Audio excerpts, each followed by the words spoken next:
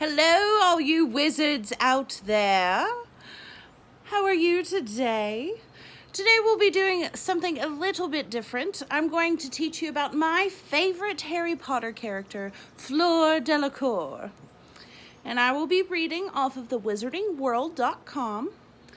And the title is called Every Time Fleur Delacour Showed Us How to Do Life Properly.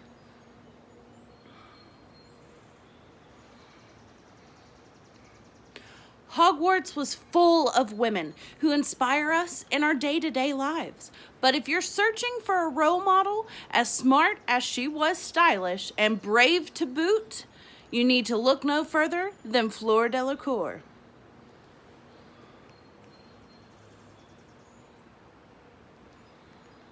She looked fierce. First of all, her look was incomparable. Never before had a school uniform and, frankly, ridiculous hat ever looked so chic.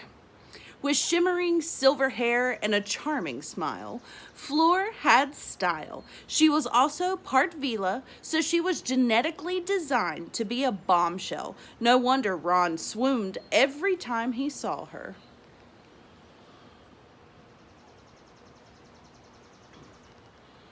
She made no concessions for celebrities. He may have been the most famous wizard of all time, but when Harry's name was pulled from the Goblet of Fire, Fleur argued he was too young to compete. "Madame Maxime," said Fleur at once, striding over to her headmistress. "They are saying that this little boy is to compete also." Somewhere under Harry's numb disbelief, he felt a ripple of anger. Little boy. That's from Harry Potter and the Goblet of Fire. She defeated an actual dragon. During the Triwizard Tournament, Fleur took on a Welsh green dragon with panache. She charmed the beast into a sleeping trance, skillfully dodging the jet of flame that he shot from its nostrils, and went on to claim her golden egg. That's right, girl. You get it. She knew her own mind. When Ron, a boy she'd never spoken to, asked her to the Yule Ball, she didn't even have to say no. She just let her face do all the talking. That's a powerful, no-nonsense attitude. Fleur and her sister were total besties. In the second task of the Triwizard Tournament, while Victor Crumb and Cedric Diggory would at most sorely miss their girlfriends, the person Fleur would miss was her little sister, Gabrielle. That's sisterhood to feel inspired by.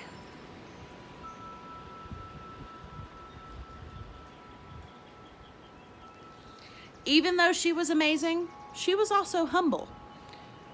When she was awarded points to the second challenge, she humbly asserted that she deserved 0. So, as well as being brave and charming, she was humble too. She knew who she wanted. Bill Weasley was a catch. Who wouldn't want to date a curse breaker at Gringotts? Also, she was clearly a woman who knew what she wanted and knew how to get it. She started eyeing Bill up at the end of Harry's 4th year at Hogwarts, and all it took was for Fleur to take a job to improve her English, and bam! They were married within 2 years. More power to Fleur, we say. And she was completely in love. It was just as well then that she was totally in love with Bill. You could see it in every moment they spent together. It'd be easy to be jealous of them, but they were so happy, you just couldn't be. If you can see that picture. She wasn't afraid of sharing her opinions. Most women would be cowed by the prospect of insulting their future mother-in-law, but not Fleur. When Molly Weasley forced her family to listen to Celestina Warbeck, it took swift action from Arthur Weasley to stop Fleur from sharing her low opinion of the singer publicly. Here we go. "Is it over?" said Fleur loudly. "Thank goodness. What an horrible! Shall we have a nightcap then? Asked Mr. Weasley loudly, leaping to his feet. Who wants eggnog? That's from Harry Potter and the Half-Blood Prince. And she was passionately loyal. When Bill was mauled by Fenrir Greyback, Molly made the poor decision of implying that it would interrupt Bill and Fleur's wedding plans. Fleur kicked back immediately and fiercely. She said that Bill's scars showed his bravery and nothing would stand in the way of their future together. In that moment, she won over Molly with her display of devotion, and she won us over too.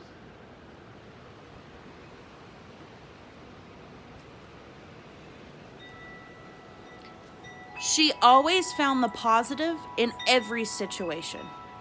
An unexpected side effect of the attack by Fenrir Greyback was that Bill preferred his meat a lot rarer. Ugh.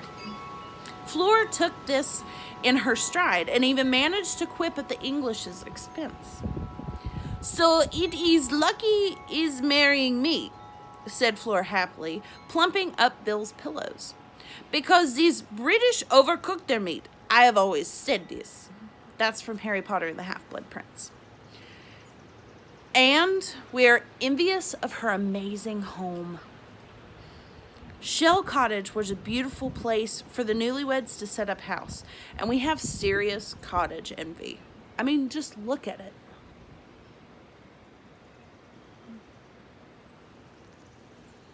So thank you guys for tuning in for a little bit of Harry Potter today. I'm sorry we didn't read the actual book, but it's a little too long for a bedtime story. So I hope you all enjoyed learning a little bit about my favorite character, Fleur Delacour. You all have a wonderful day.